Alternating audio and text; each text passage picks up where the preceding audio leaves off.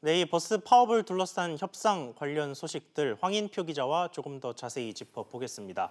자, 황 기자, 네. 가장 큰 논란 가운데 하나였던 이 경기도의 버스 요금, 이게 결국은 인상이 됐는데 평가는 어떻습니까? 일단 근로시간 단축에 따라서요. 그 경기도 지역에 있는 버스 회사들이 7월까지 뽑아야 되는 인력이 약 3천 명쯤으로 예상이 됐습니다. 이에 따라서 매년 인건비와 운영비 등으로 3천억 원 정도가 필요하다는 게 경기도의 계산이었는데요. 국토부가 따져보니까 이 경기도가 버스 요금을 200원 정도 올리면 매년 2,500억 원 정도 재원이 마련되고 여기에 이제 간접적인 지원책까지 같이 결합이 되면 어느 정도 이번 사태를 해결하는데 도움이 될 것으로 그렇게 예상이 됐습니다. 앞서 들으신 그 노조 측 반응처럼 요금이 인상되면 파업을 강행할 명분이 줄어들기 때문에 그만큼 협상 타결의 가능성이 높아졌다고 볼 수 있습니다. 네, 이 요금 인상과 별개로 그 광역버스에 대한 준공영제, 그러니까 결국 정부의 재정 지원이 들어가게 됐다라는 얘기인데 이거는 어쩌다 이렇게 된 겁니까? 일단은 서울과 경기 등 그 시도 경계를 오가는 광역버스의 경우 이제 어느 지자체가 지원을 하고 관리를 해야 되는지 좀 불분명하다 보니까 결국 정부 지원으로 결론이 난 건데요. 예. 이 밖에 이제 국토부가 국가 지원을 받을 수 없었던 버스 공영 차고지와 벅지 노선도 국고보조금 지원 대상에 포함시키겠다고 밝혔습니다.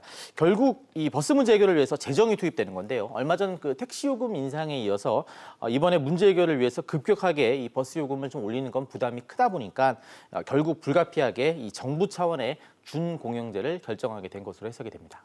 네, 앞서 전국 각지에서 좀 협상이 속속 되기는 했는데 만일의 경우에 대비해서 아직까지 협상이 진행 중인 지자체는 여러 가지 비상 대책을 좀 내놓고 있잖아요.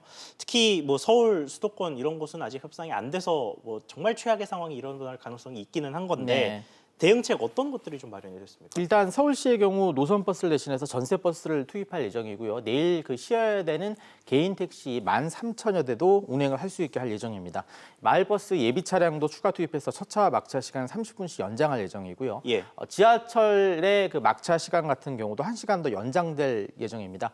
종점 기준으로 지하철이라면 새벽 1시에서 이제 2시까지 내일만 운행이 될 예정입니다. 이 서울시 교육청은 오늘 관내 초중고교의 학생 등교와 이 교직원 출근 시간을 탄력적으로 조정하고 안내하라는 공문을 보내기도 했습니다.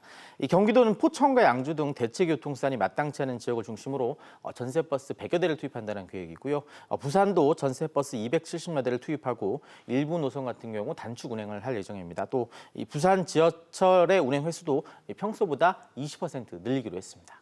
그래도 전국에서 모두 협상이 좀 타결이 됐으면 좋겠네요. 잘 들었습니다.